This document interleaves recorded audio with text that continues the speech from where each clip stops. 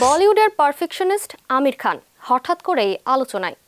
আমির খানের ছোট ভাই অভিনেতা ফয়সাল খান তার বিরুদ্ধে একের পর এক গুরুতর অভিযোগ আনছেন।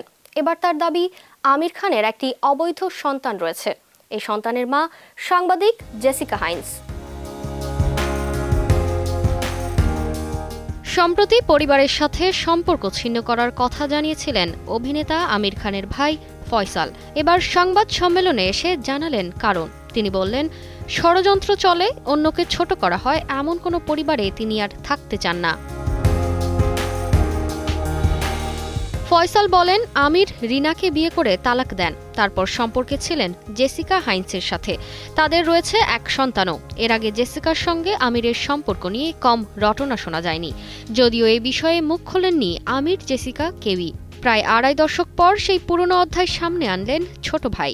পদ্মা সেতু, মেট্রো রেল এবং এলিভেটেড এক্সপ্রেসওয়ে নির্মাণের গর্বিত অংশীদার বসুন্ধরা সিমেন্ট।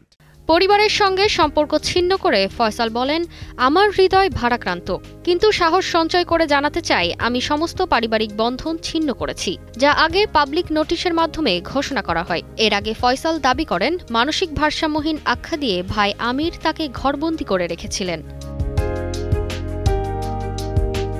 ফয়সালের এমন মন্তব্যে বলিউড জুড়ে শুরু হয় সমালোচনা। ফয়সালের এমন বিবৃতির পর আমিরের পরিবারের সদস্যরা পাল্টা বিবৃতি প্রকাশ করে। তারা বলেন, ফয়সালের দাবি সম্পূর্ণ ভিত্তিহীন, বিভ্রান্তিকর এবং কষ্টদায়ক।